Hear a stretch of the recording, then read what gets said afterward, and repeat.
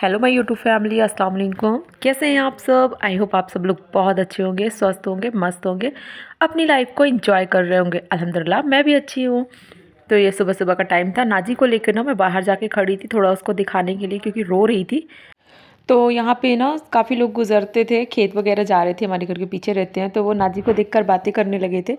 और बच्चों को जो देखता है ना तो खिलाने का मन करने लगता है, चाहे वो किसी का हो। और इतनी कुछ ज़्यादा यहाँ पे धूप नहीं होती, लेकिन सच में धूप इस समय ना अच्छी लगने लगी है सुबह सुबह पे। मैं बाहर तो ज़्यादा नहीं निकलती, लेकिन ठंडी होने लगी है अब। तो यहाँ पे मैंने नाश्ता किया। नाश्ते में मेरी फ्राई रोटी, चने का साग था और थोड़ा सा मिक्स सब्जी थी। तो फिर मैंने खाया। उसके बाद ना ये दूध देखी तो इतनी कुछ ज़्यादा क्वांटिटी में ये दूध एक्स्ट्रा था, कम से कम 3 लीटर तो रहा होगा अबव। तो ये दूध बहुत ज़्यादा हो गया था। अब इसका कुछ ना कुछ बनाना है, तो आगे बनाएंगे, देखते हैं क्या। और यहाँ पे फिर मैं प्रेस करने लगी थी, क्योंकि काफ़ी दिन से कपड़े रखे हुए थे और मैं ना इकट्ठा बोझ करके प्रेस नहीं करती हूँ, क्योंकि दिल ही नहीं लगता है। तो धीरे धीरे मैं ऐसे अपने प्रेस कर लेती हूँ। जब डैडी के एक आध दो सेट निकलते हैं, तो डैडी के ज़्यादातर ना कुर्ते पजामे ही होते हैं, तो बाकी तो फिर धोबी के यहाँ जाते हैं। ये सारी चीज़ें हो गई।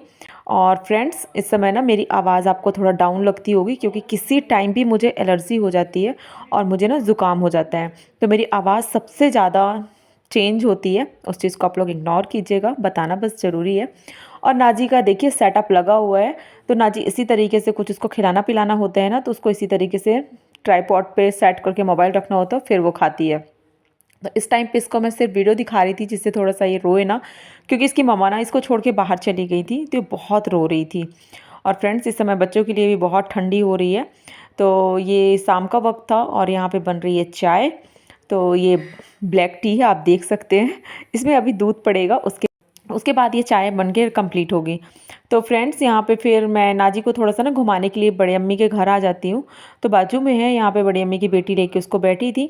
और जब इसको मैं लेके जाती हूँ ना, तो ये मेरे पास बहुत कम होती है। फिर इनकी बेटी या फिर मतलब कि मेरी बहन के पास, इनके पास ही रहती है। और इनके घर से ना सामने पे रोड ना जो जैसे है ना, बहुत अच्छा लगता है। मतलब यहाँ पे ना तिराहा सा होता है और बैठो तो सात चीज़ें देखने को ईजिली मिलती हैं। जैसे बकरियाँ वगैरह आती हैं शाम को, कुछ भी चीज़ें जो बच्चों के लिए होती है, तो वो बहुत अच्छे से देखती रहती है बैठ के। फिर फ्रेंड्स, यहाँ पे काफ़ी दिन से ना मलाई इकट्ठा हो गई थी, तो अब हमने सोचा कि इसका घी बनाया जाए। तो मैंने अम्मी को बोल दिया था कि निकाल के रख देना, तो डायरेक्ट ही रख दिए थे, नहीं तो पहले से निकाल के रख दो, नहीं इसमें बहुत ठंड की वजह से जम सी जाती है बहुत ज़्यादा। तो ठंडियों में ना घी भी बहुत ज़्यादा बनता है, मतलब कि निकलता बहुत ज़्यादा है। तो ये धीरे धीरे करके ना पकती रहेगी। में ना घी का यूज़ भी बहुत ज़्यादा होता है, क्योंकि मक्के की रोटी और इस समय पे चावल आ रहा है नया नया घर खेतों से, तो उसके आटे की रोटी बनती है ना, वो बहुत टेस्टी लगती है। और हमारे यहाँ पे सबसे ज़्यादा ना चावल के आटे की रोटी पसंद की जाती है। तो आगे जब वो बनेगी तो मैं आपके साथ ज़रूर शेयर करूँगी। तो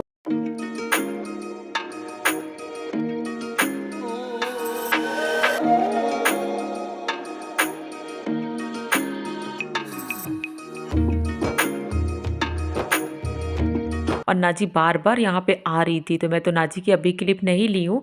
और ये जैसे रख गया था ना, तो बहुत गर्म था, अभी मुझे इसको पलटना था डिब्बे में।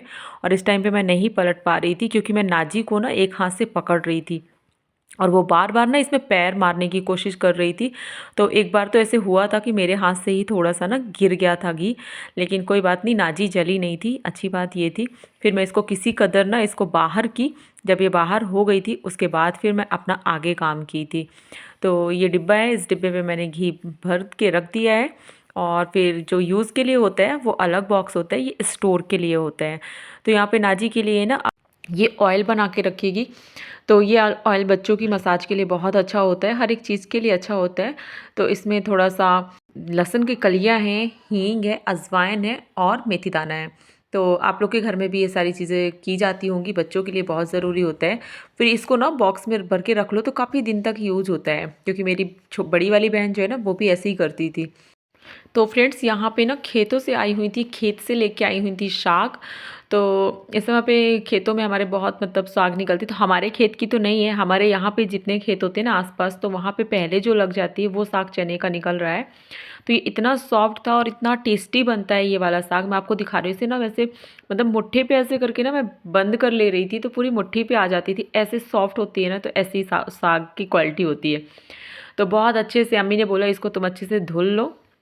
और इसके बाद फिर इसका पानी सारा निकल जाए तो फिर इसको बॉयल करने के लिए रख दो, जिससे ये सुबह पे ना बन जाएगा तो ठीक रहेगा। तो इसी टाइम इसमें मैंने फिर अदरक और ये डाल के रख दिया था, जिससे हरी मिर्च वगैरह अम्मी सब कुछ डाल के रख देती हैं, जितना कुछ अम्मी ने मुझे बोला था मैंने कर दिया था। और यहाँ पे एक तरफ पक रही है खीर।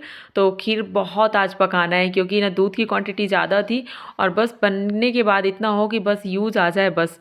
तो यहाँ पे मैंने भिंडी भी धुल के रख दी है, तो वो भी पानी निकल रहा है उसका, उसके बाद मैं उसे कट कर लूँगी।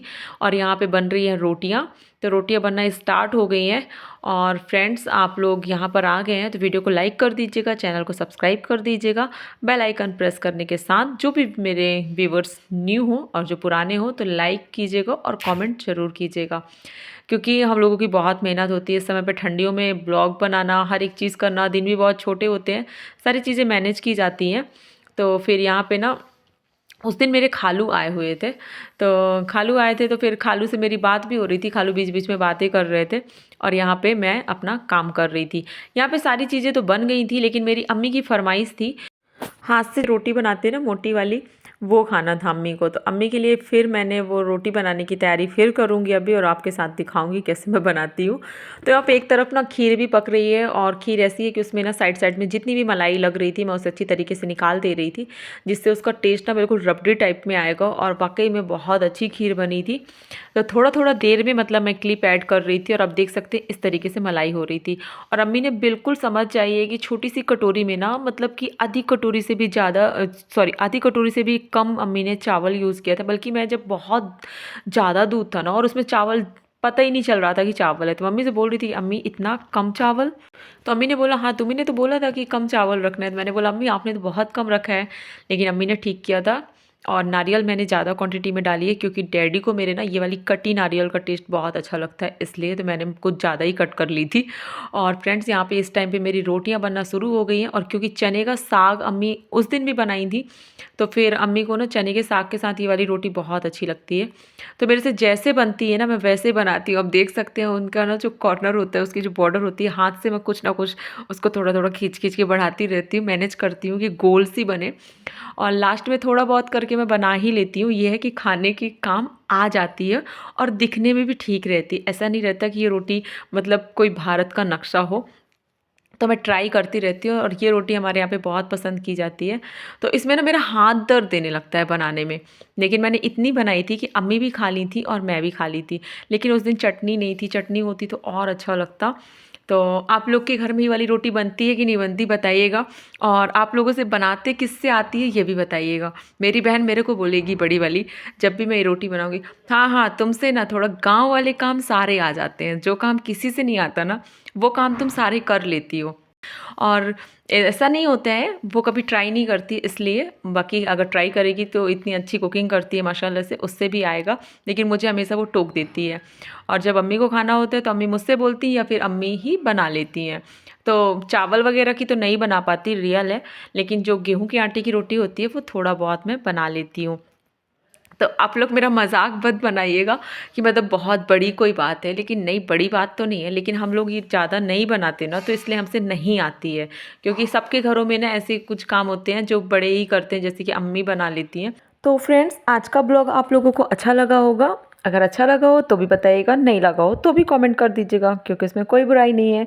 अब मिलूंगी नेक्स्ट ब्लॉग में। अपना ख्याल रखिएगा, दुआ में याद रखिएगा। अस्सलाम वालेकुम, अल्लाह हाफिज़।